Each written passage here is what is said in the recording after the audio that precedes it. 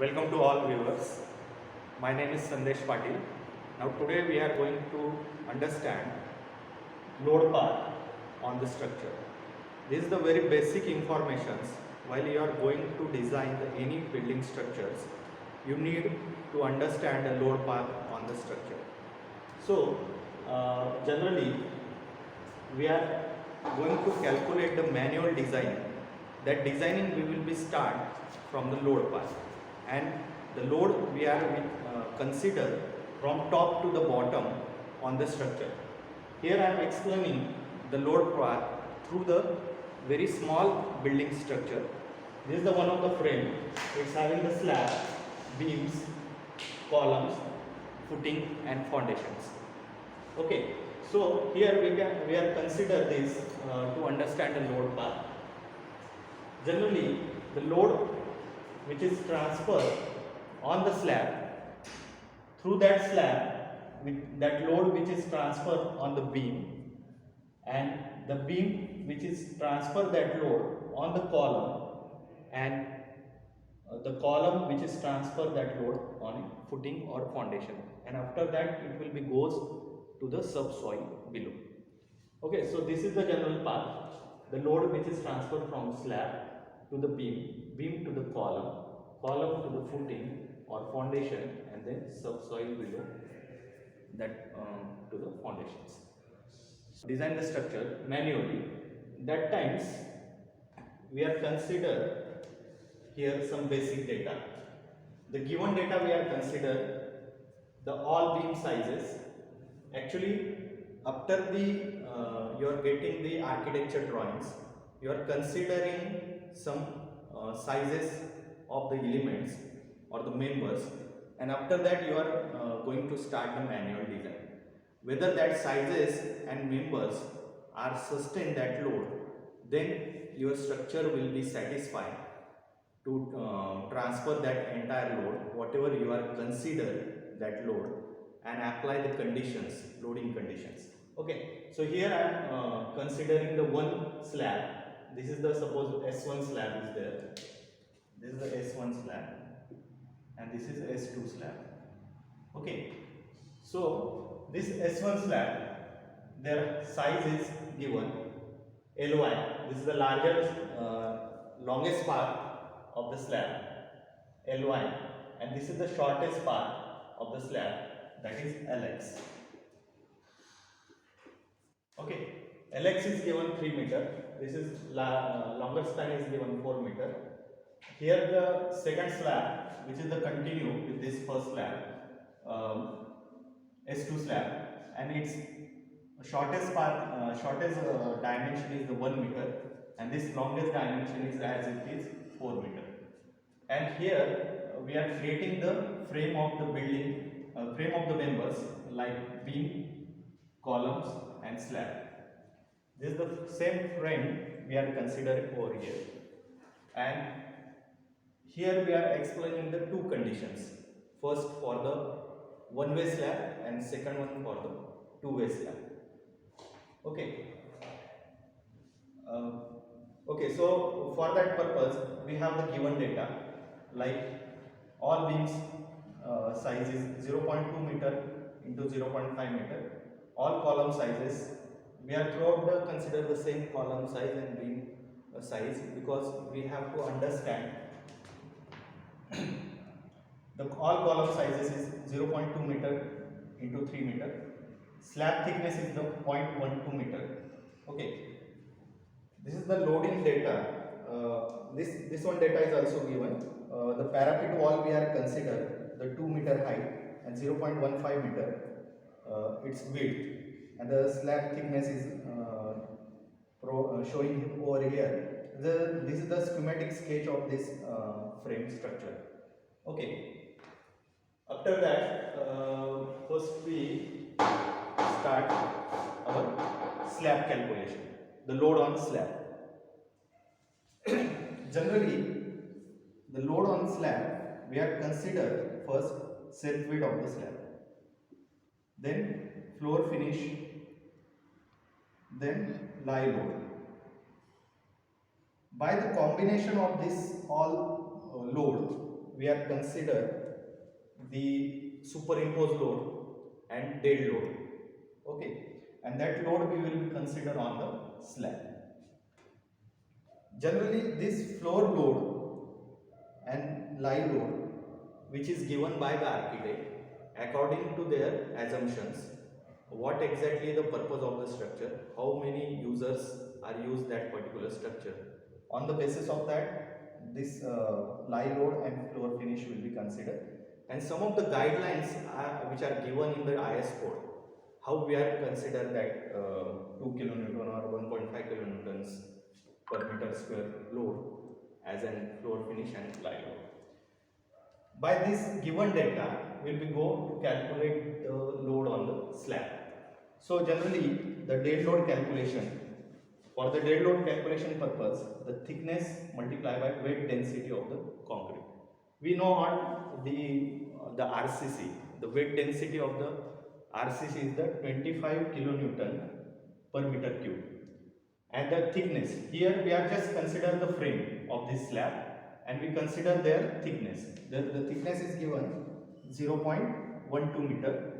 This 0.12 meter multiplied by density of this material, whatever the material we are consider, here we are consider the RCC material. So the density of the RCC material is the 25 kilonewton per meter square and the thickness of the slab is 0.12 meter. After these calculations, we got the self weight of this slab members is 3 kilonewton per meter square.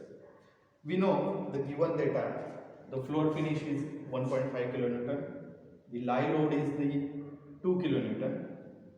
After the summation of this all load, the total load on the slab S1, this S1 slab is 3 plus 1.5 plus 2 is equal to 6.5 kilonewton per meter square. This is the load which is calculated on the slab, but how that load will be distributed? This is the one of the second step. We are distribute that load according to the frame of the slab. This is the frame for the two-way slab and this is the frame for the one-way slab. According to their ratio, Ly by Lx ratio and the aspect ratio, the load which is distributed. So here the Ly by Lx ratio, we are consider the 4 by 3 meter. So we got this is and which is the less than 2. Here I am explaining that Ly by Lx is the longer span of the slab upon the shorter span of the slab. 4 by 3 is equal to 1.33, which is less than 2. So that's why we are consider over here the two-way slab. And the Ly by Lx ratio for the one-way slab is 4, which is greater than 2. So that's why it is a one-way slab, this S2 slab, S1 and S2. After that, we draw the loading diagram. We know all you are already studied in the SOM. We are solving the problem through the loading diagrams. So that loading diagrams we are draw over here for that S1 slab and S2 slab. So for the S1 slab, which is supported immediately on the beam B1 and B2. Here you can understand this is the S1 slab and which is immediately supported on B1 and B2, which is also supported on B7 and B5, but here I am just for the example purpose I am calculating the load, this trapezoidal shaped load on the B1 and B2 and explain how that load which is transferred on B1 and B2. So this is B1 and B2 and this 6.5 kilonewton load as per our summation of this all loads, the total load is 6.5 kilonewton. That load we are exerting on that S1 slab, and the 6.5 kilonewtons the same load which is exerted on this S2 slab. The supported beams which are differed from the S1, that is B2 and B3. Okay, after this we are going to calculate the load on the beam.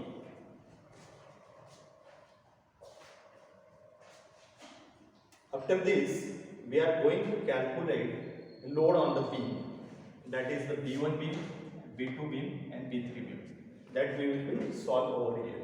The self weight of the beam, that according to the their size and shape of the beam, we are here going to calculate the self weight of the beam. That is 0.2 meter, 0.5 meter. This the beam details is given. Yeah, 0.2 meter into 0.5 meter into density of the material, which is the RCC beam we are provided over here.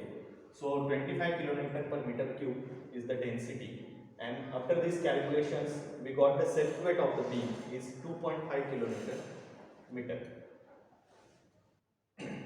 Because this meter and meter cut and this meter is cut, only the 2.5 kilonewton meter is there.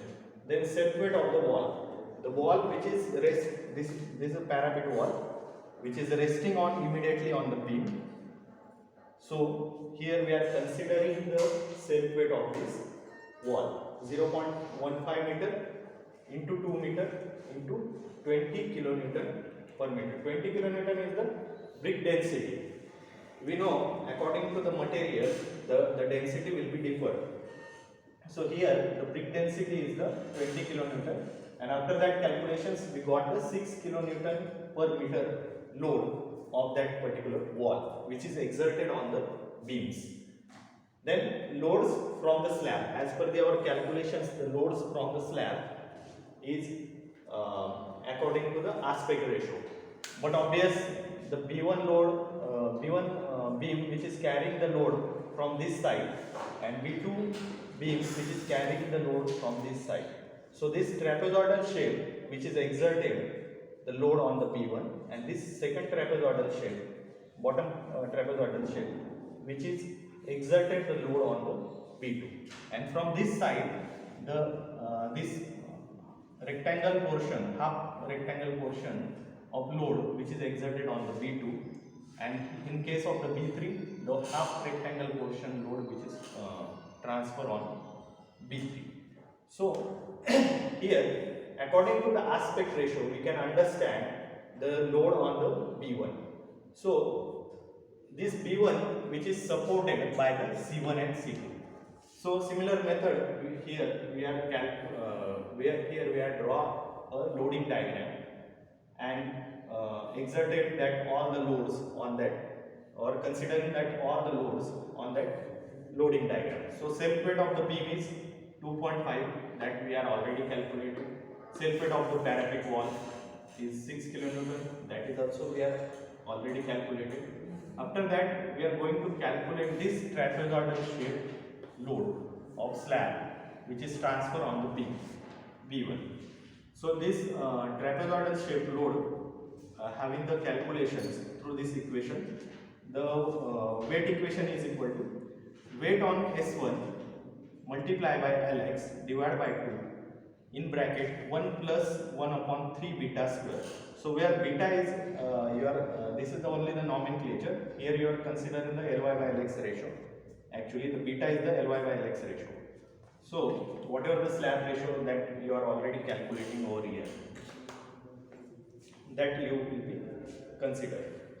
Then after that the slab load is 6.5 multiplied by 3 by 2, because of 3 means this is the shorter span. Here we are not considering the longer span.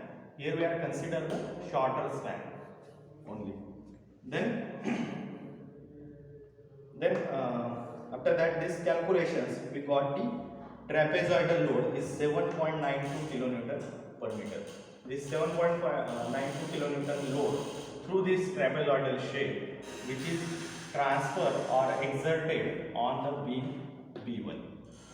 Similarly here we are considering the same load 7.92 kilonewton plus 6 kilonewton plus 2.5 kilonewton, that all the loads which is exerted on the beam B1,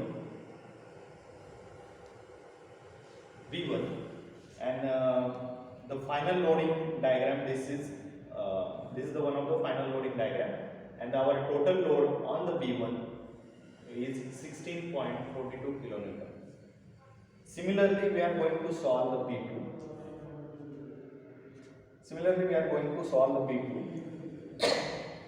In the B2 case, the 7.65 kilonewton load, which is transfer 7. I think 7.92 kilonewton load, which is transferred from this side.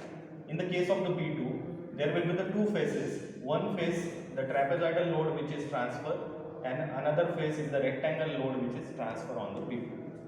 So here, the self-weight of the B2 is 2.5 kilonewton.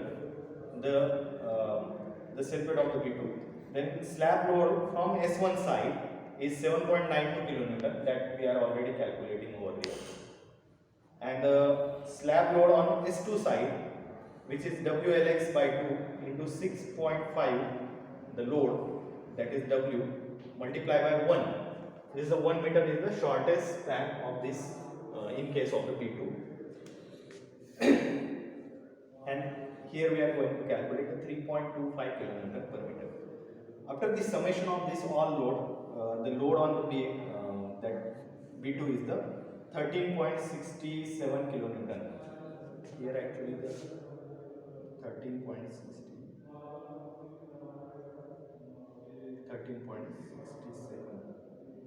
kilonewton load is there on this B2 case. After this B2, I will be going to explain the B3 in my next video, and also I am explaining the load on the column and their calculations, and the load on foundations and their calculations. Thanks to watching my videos. I like to request you kindly subscribe and share my videos.